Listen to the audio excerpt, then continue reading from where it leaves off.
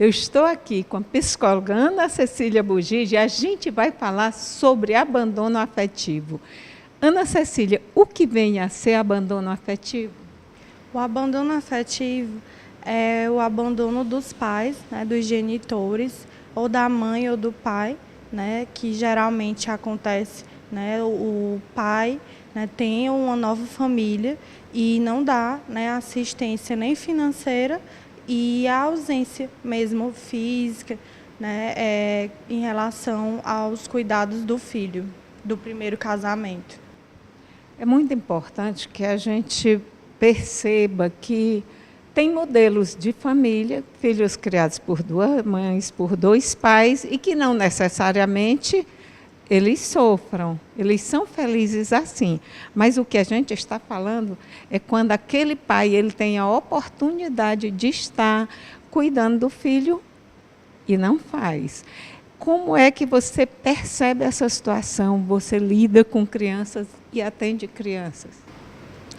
Muitas crianças que eu atendo, né, elas têm uma família desestruturada, né, elas têm uma família desajustada, porque não necessariamente precisa que tenha um modelo, né, de pai e mãe, mas é necessário, né, que essa criança tenha uma família que possa, ao mesmo tempo, né, que vai impor os limites, uma família de alguém, né, que vai impor o não.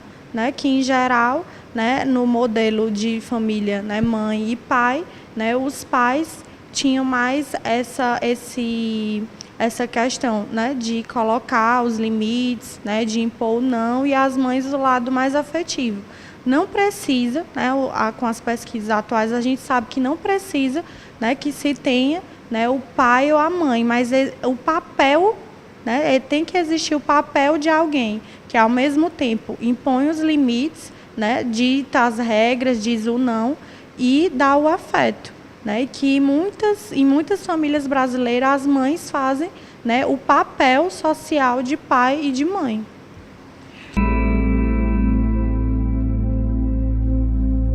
Um dia que eu fui, ele tinha chegado do trabalho e aí ele mandou eu comprar um pó de café pra ele, e meu primo estava indo subindo a rua, a escada, eu falei, ele falou, vou com você. E ele, nesse dia ele tava com um joguinho. Aí chegamos no mercado, comprando e jogando, isso aí demorou, tipo, 1 hora pra me ir e descer, né? Aí fui lá, comprei. E eu descendo pra minha casa, brinco com o joguinho ainda. Eu lembro quando eu desci a escada da minha casa, meu pai já tava lá, já com um pedaço de madeira na mão, já começando a me xingar, né, de maldito, seu monstro. Eram essas palavras que iam na boca dele. Minha mão suando e demorou até agora. E cadê meu pó de café e tal? E quando eu desci, ele já veio, bateu até quebrar a madeira. Aí quebrou a madeira, minha mãe falava nada, meus irmãos dentro de casa lá, todo mundo chorando. Aí, quando não quebrou a madeira, ele não parou, ele saía cheio de vergão. Aí toma banho, jogou sal grosso, aí toma banho, aquela tortura. Né? E minha mãe falou, bem feito, próxima vez você vai mais rápido. Né? Então aquilo ali trouxe uma revolta na minha vida. Eu acho que eu tinha, nessa época eu tinha uns 10 anos já. Aquilo ali trouxe uma marca no coração, que eu tinha muita raiva. Meu pai, pra mim, eu vejo ele como um monstro, entendeu? Que ao mesmo tempo que ele abandona, ele deixa esse lastro de destruição e ele quer que as pessoas estejam sempre correndo atrás dele. E acho que a minha vida não ia ser tão boa assim, eu não acho que é saudável também. Eu acho que se uma pessoa, ela se comporta de uma forma que ela tem coragem de abandonar filhos, não dá pra achar que essa pessoa ela ia fazer uma diferença muito positiva na sua vida, assim. Se achava normal o pai, ao separar, já constituir outra família, ter outros filhos e não se preocupar tanto em dar o carinho, em acompanhar a educação, ficando para a mãe essa responsabilidade. Isso, na prática, é o abandono afetivo?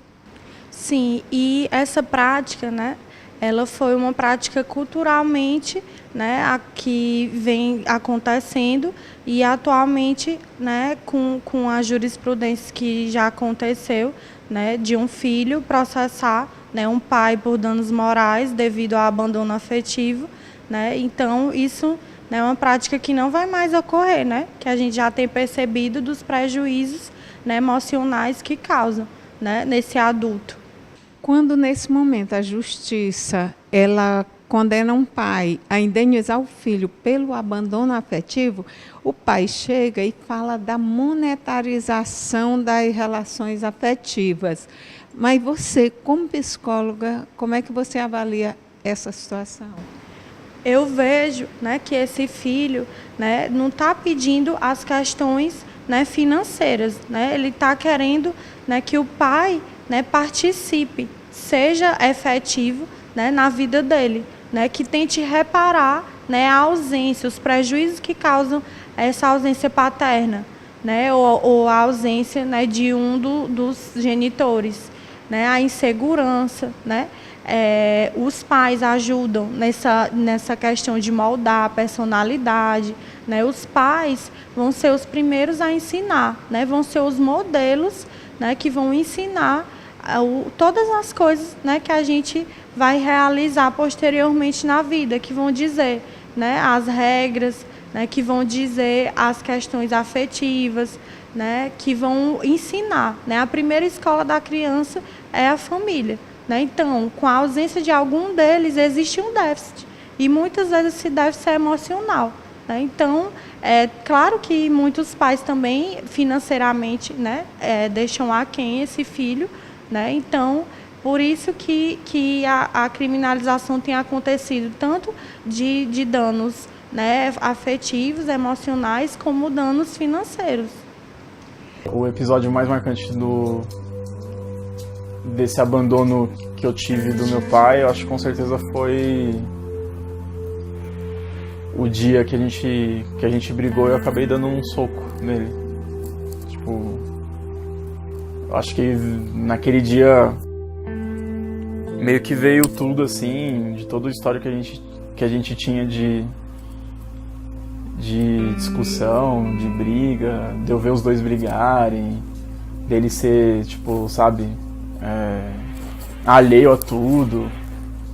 Então meio que eu acho que naquele dia que eu dei um soco na cara dele, meio que foi, eu acho que foi a epítome de tudo, foi o ápice de toda aquela merda que tava acontecendo. Eu acho que é muito triste você perceber que não tem nada pra você agradecer ao seu pai, assim. Eu não consigo pensar em nada que meu pai fez.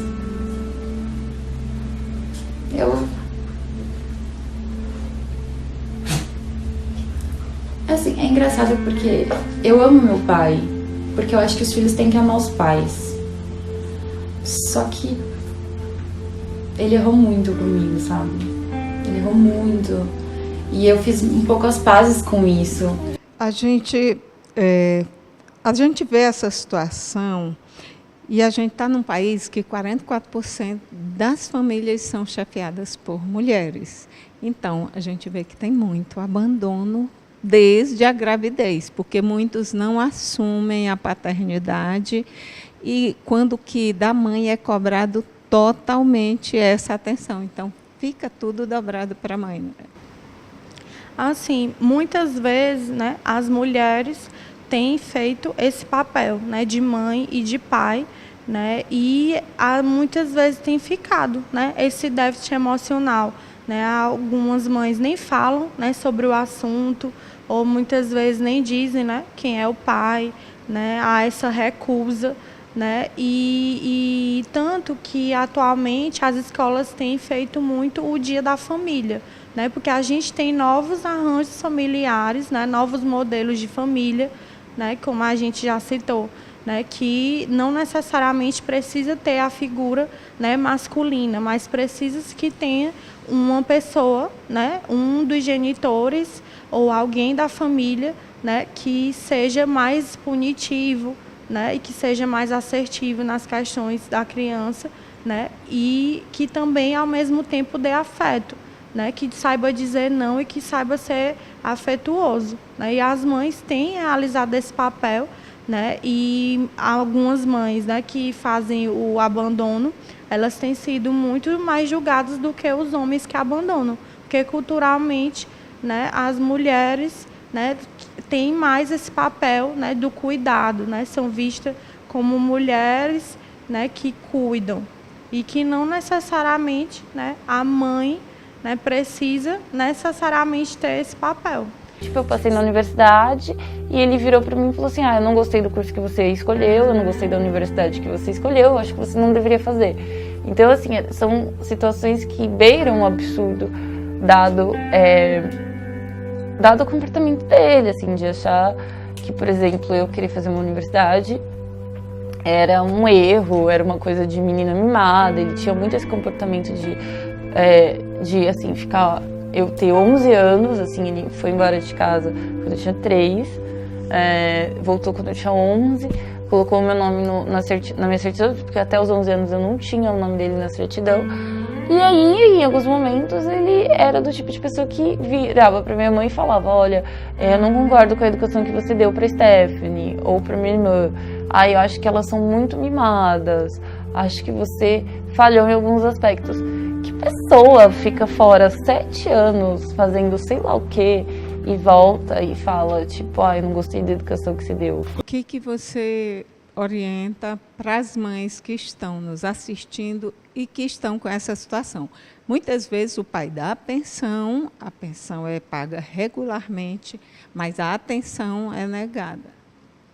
As mães devem orientar os filhos sem realizar a alienação parental, né? Sem falar mal do pai, né? E de também situar essa criança, né? Que existe um pai, né? Que muitas vezes foi embora, né? Que tem outra família, né? A gente não sabe, né, os motivos que fez com que esse pai abandonasse, né? Mas é de nunca esconder, ou, né, omitindo, ou nunca mentir, né? Ou também não denegrir a imagem desse pai, né? Precisa que se diga a realidade, né, que existe do abandono, né, mas que não se fiquem reforçando, né, porque os prejuízos, né, é um adulto inseguro, né, um adulto que tem dificuldade de se relacionar com o outro, né, e se for feito, né, essa alienação, né, pode ocasionar também prejuízos, né, como transtorno mental, né, como depressão,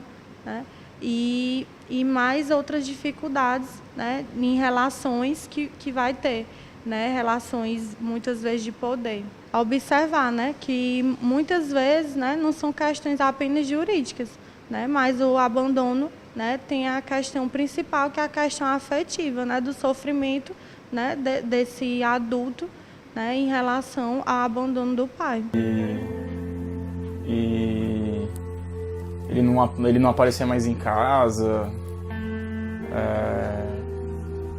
Minha mãe vivia depressiva por causa disso. Ela meio que desconfiava, mas também meio que não queria acreditar também. E aí foi quando a gente descobriu que ele estava traindo ela nessa época. E aí depois disso foi só ladeira abaixo. Não perdi totalmente contato com ele, perdi a afinidade que eu tinha com ele. E aí eu acho que foi nesse ponto que eu parei de considerar ele da forma que eu considerava. Depois que eu descobri que ele tinha traído ela, eu parei de considerar ele como um pai o ideal de pai que eu tinha dele. Foi mais ou menos nessa época. Se eu tivesse tido meu pai presente, com certeza eu teria uma vida muito diferente, porque, claro, ter essa figura masculina na sua vida eu acho que faz muita diferença, é uma questão de segurança também, né? E eu não me senti segura muitas vezes, e por conta disso eu acabei depositando segurança em outras pessoas que não necessariamente tinham responsabilidade de me proteger. Durante os anos eu fui tendo um monte de madrasta e eu tive também padrastas diferentes e fui passando por famílias, a família do pai da sua mãe, a família do pai da sua mãe não, do namorado da sua mãe, a família do namorado, da namorada do seu pai, os filhos da namorada do seu pai, de repente não é mais. Então assim, nesse quesito de família, eu acho que eu poderia ter tido uma vida muito diferente, muito mais estável. Pelo menos até a época em que eu ainda dependia do meu pai para me buscar e passar os finais de semana, eu não tinha esse controle. Outra coisa que eu acho que pesou muito foi em relação ao primeiro relacionamento que eu tive na minha vida, né? Meu primeiro namorado, que eu passei 10 anos junto com ele e eu senti em vários momentos, assim, que meu pai fez muita falta. Tanto que, nossa, várias situações que a gente brigava, eu falava, eu queria ligar pro meu pai, porque eu acho que como homem ele poderia me ajudar muito mais que uma mãe, de repente, sabe? Mas não dava.